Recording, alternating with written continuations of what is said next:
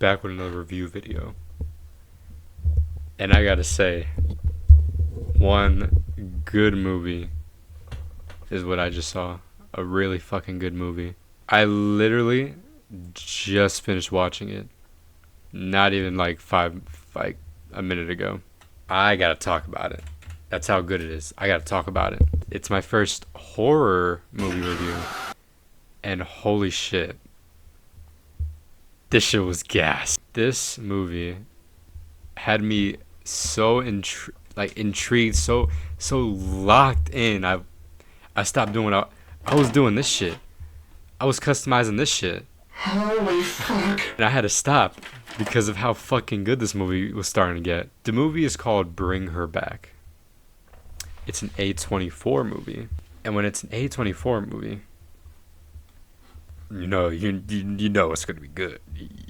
You know that's gonna be good. Let me just state this first. The movie was not necessarily a traditional horror movie. You know, with the regular old tropes of the fucking boo. You know what I mean? Like the jump scares and shit like that. It's a horror movie that it makes you like nervous at times. It really keeps you on the edge of your seat because, bro, let me just tell you right now, I was rooting for that.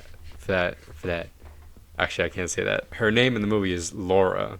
I was rooting for Laura to lose. Let me just not say what I was gonna say before, but I was rooting for her to lose. This movie was directed by Michael Philippe and Danny Philippe. If you don't know who that is, that's Raka Raka.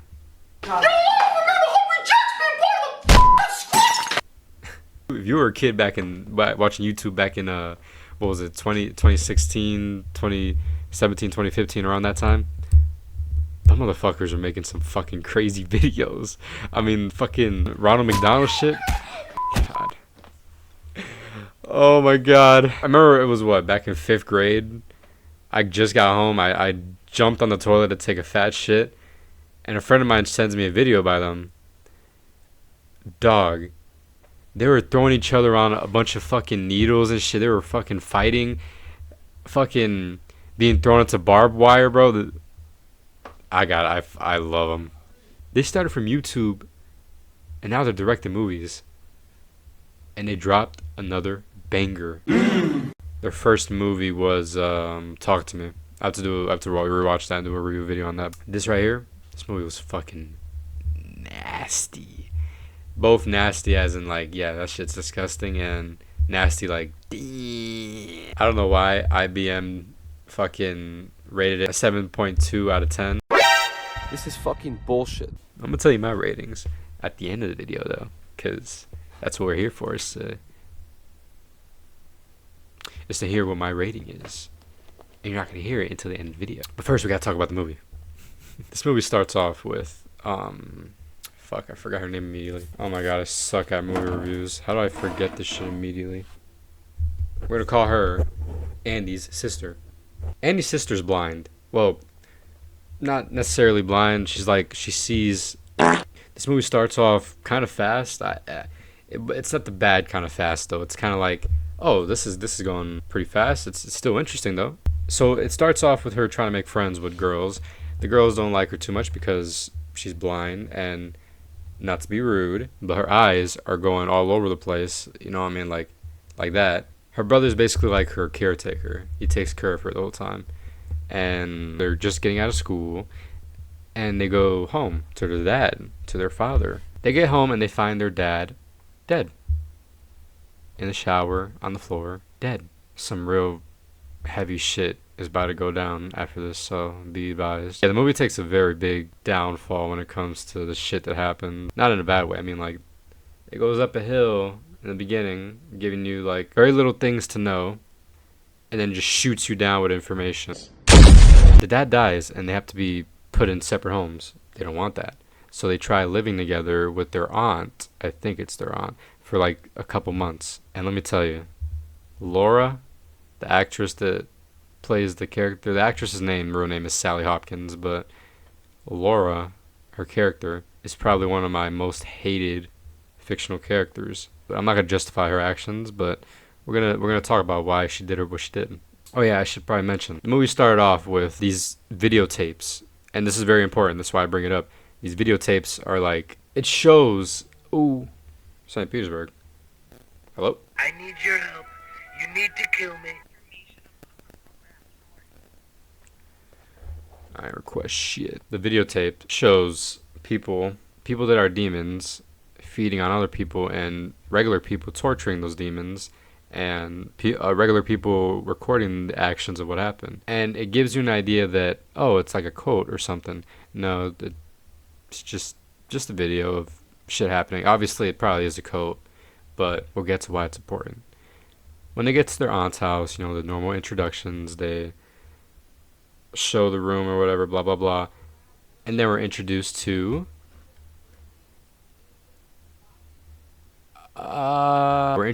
Oliver. Now Oliver is a very special kid because the motherfucker's possessed. We don't know that at first though. We just know he's a weird kid and that kind of stuff. Obviously Andy's a little suspicious of everything.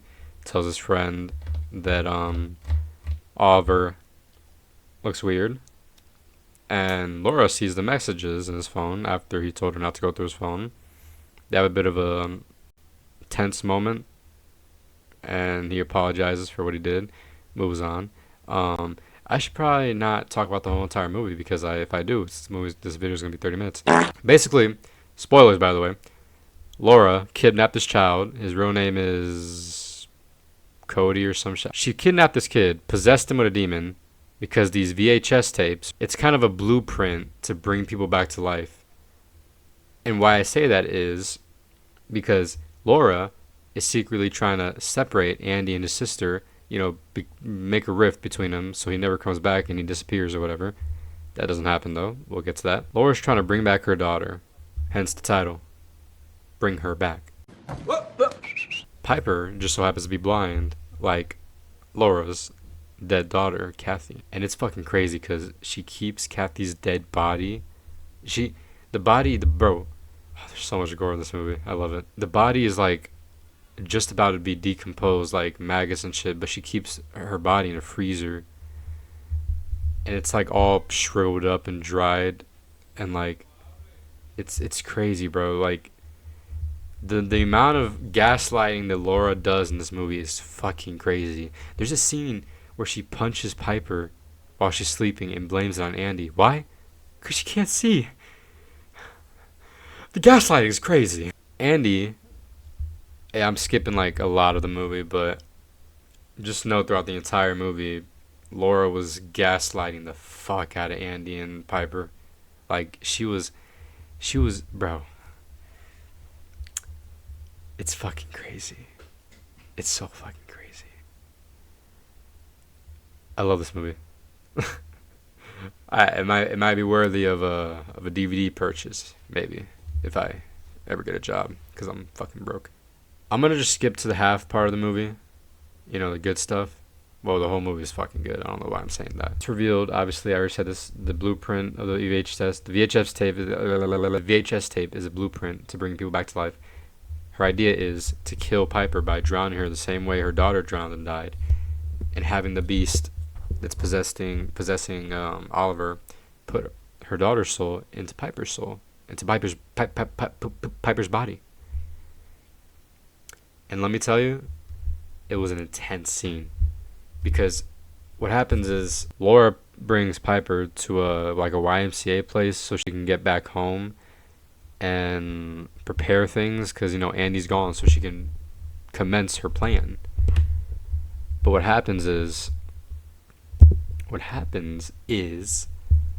Andy goes to the police station to report Laura, because he's seen through her bullshit. And the most crazy part is, because the whole time I actually believed the story she was spinning, that Laura was adopted Andy or whatever. No. Like I said in the beginning, she kidnapped that motherfucker. She kidnapped him. He looks up in the police station waiting for his turn to talk to the lady or whatever, the person he's trying to meet, and he sees a missing poster for Andy or Oliver. My fault. I don't remember his real name because he has a different name than Oliver. But when he sees this, he freaks. He gets the lady that supposedly has the power to split them up or whatever to go over to the house because apparently Laura used to work at that police station. The lady thinks it's all malarkey. She thinks it's bullshit. And Laura almost got away with it. Let me tell you, I was rooting for this lady to lose. I was really rooting. And the ending, honestly, I would have been divided either way. I wanted her to lose. Bad. Like, I wanted her to lose bad. And she did. She fucking did. But a lot happened in between that time before she lost that made me think she's gonna fucking win. Because what happens is she hears the voice message that Andy sends his sister to apologize for everything that's happened. And he tells a story which I should probably mention is important. Their dad that died used to beat him as a child, and Piper never knew about it. And another thing he apologized for is he actually hit her when they were kids, and it was the worst feeling of his life, which is understandable. There's everybody has childhood trauma that they regret doing, a lot of shit that they regret doing, but she doesn't hear that message. You know who does? Laura. Laura hears the message. She hears it. And during that time, the house is fucking messed up because Oliver, being possessed by the demon, fucks the house up like this big ass mess. He starts tweaking because keep in mind there's a demon. He bites Laura's arm like a big chunk out of her arm.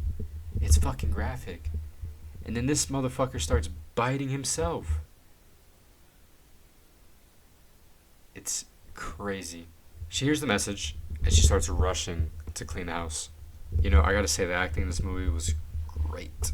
I liked it. I really did. She starts rushing to clean the house. They get there.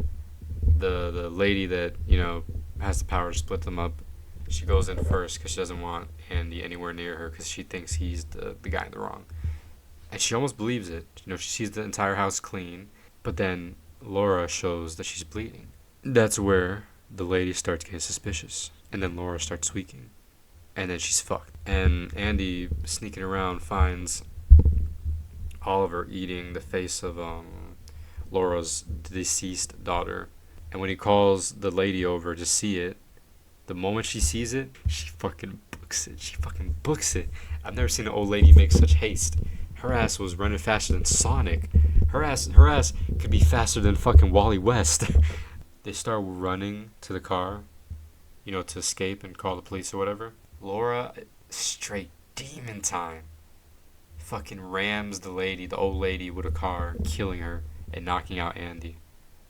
And this is where I thought she was going to win. The old lady dies and Andy is like severely injured next to a puddle. I'm such a movie freak. The moment I saw that puddle, I just knew he was fucked because nobody else was there besides him and her. She kills Andy. He's dead. She drowned him. I've never felt such hatred for a fictional character. Because all this guy wanted to do, he had so much trauma. All he wanted to do was take care of his sister, protect her. And now he can't do that because he's dead. Laura goes to pick up Piper from the YMCA or wherever the fuck she was at. Brings her back to the house. And Piper starts smelling something fishy. And it's not. Probably shouldn't say that. Never mind. She smells something fishy. And smelling something fishy means she's not going to trust Laura no more. And what happens is she runs into Andy's dead body, unfortunately. It was so sad. It was so sad because they have like a code word, kind of like it's a code word. They say grapefruit. I don't remember what it means for. I feel like it means like they're telling the truth or whatever. But there was a scene in the movie where he lied. He lied about a couple things to her after saying grapefruit, and I guess she just didn't trust him. So when he said grapefruit this one time, she just didn't believe him. That's what led him to run away to the police station.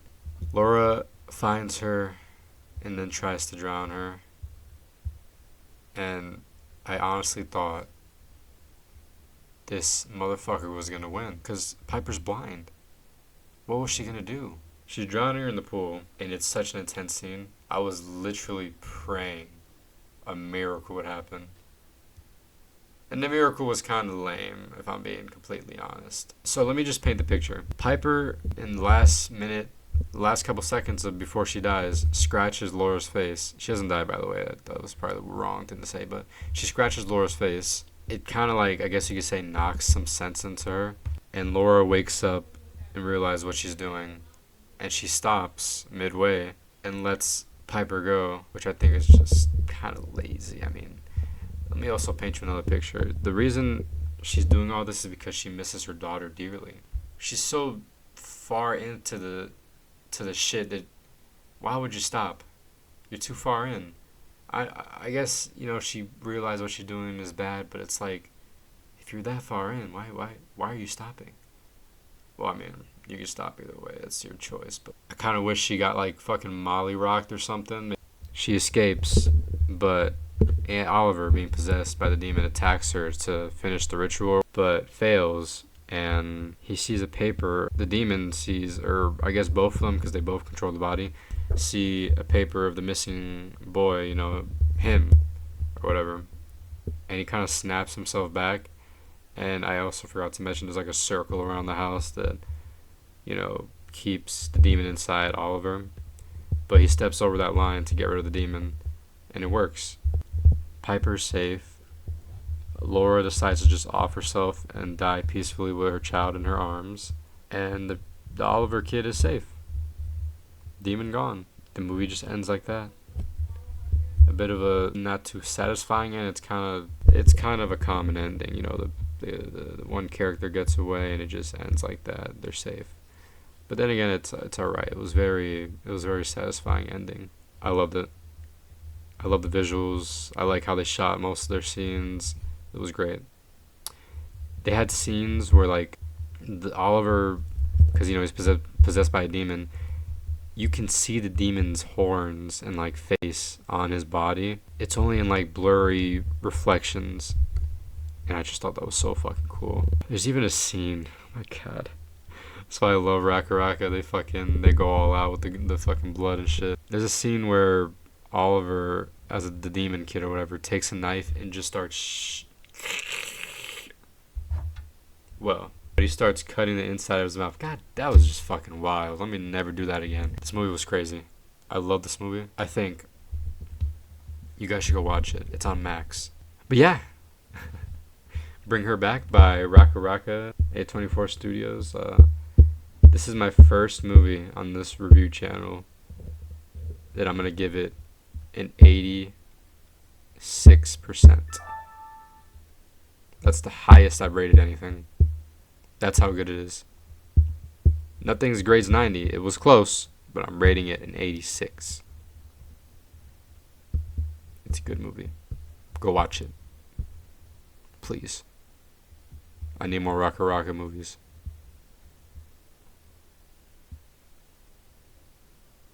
Bye.